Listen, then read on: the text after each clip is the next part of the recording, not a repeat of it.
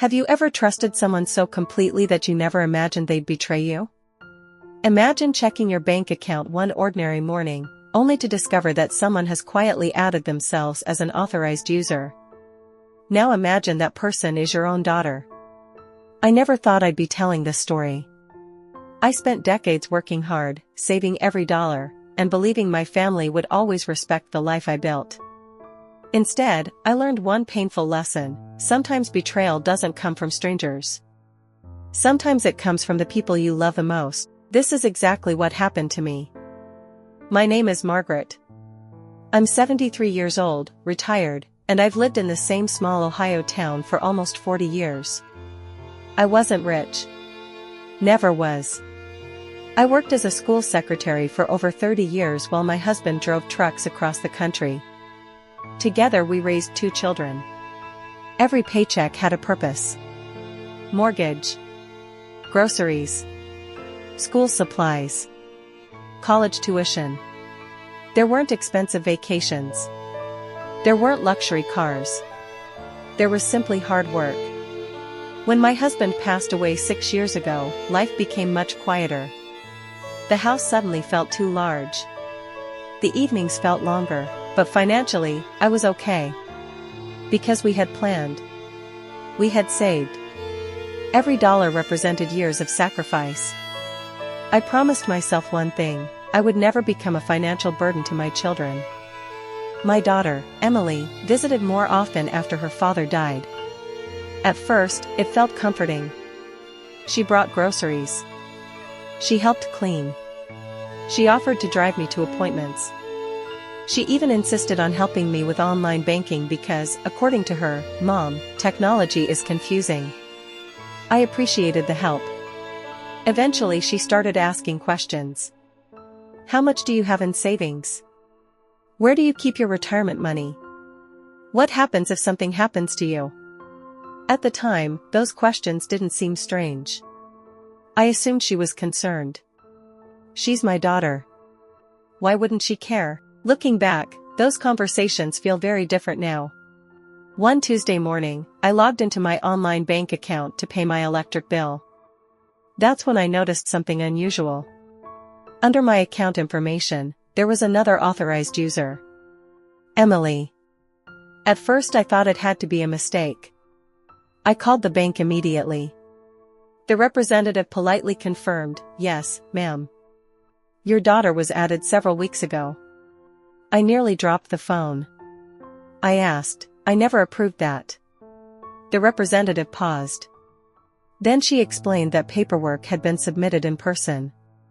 She couldn't discuss every detail over the phone, but she advised me to visit the branch immediately. I barely slept that night. My mind kept asking the same question. How? How could this happen? The next morning I sat across from the bank manager. He reviewed every document carefully. Then he showed me the paperwork. There was my account. There was Emily's name. There was a signature. It looked similar to mine. But it wasn't. Someone had signed paperwork that I never signed. The manager apologized. He said they would investigate immediately. The authorization was removed that same day. Additional security was placed on every account I owned. Thankfully, no money had been taken. Not $1. But the damage wasn't financial. It was emotional. That evening, Emily came over like nothing had happened. I asked one simple question. "Did you add yourself to my bank account?" Silence. Then excuses. I was only trying to help. You would have wanted me to have access eventually. It wasn't a big deal. A big deal? To secretly gain access to someone else's finances? I looked at my daughter, and realized I didn't recognize the person standing in front of me anymore.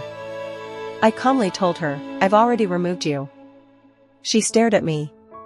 Shocked. Then she became angry. She accused me of not trusting her. I answered quietly, "Trust isn't something you ask for after you've broken it." She left. We didn't speak for months.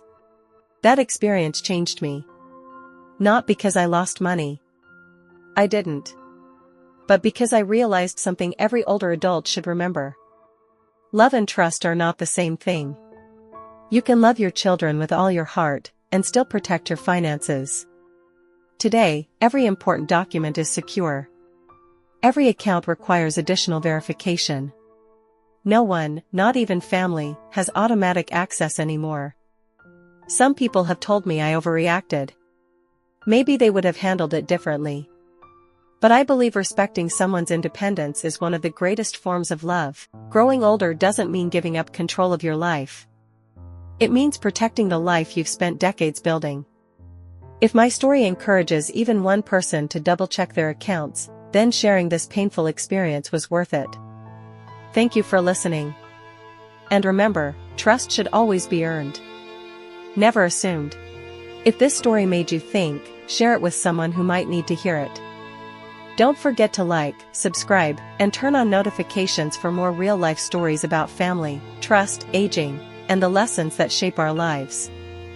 I'll see you in the next story.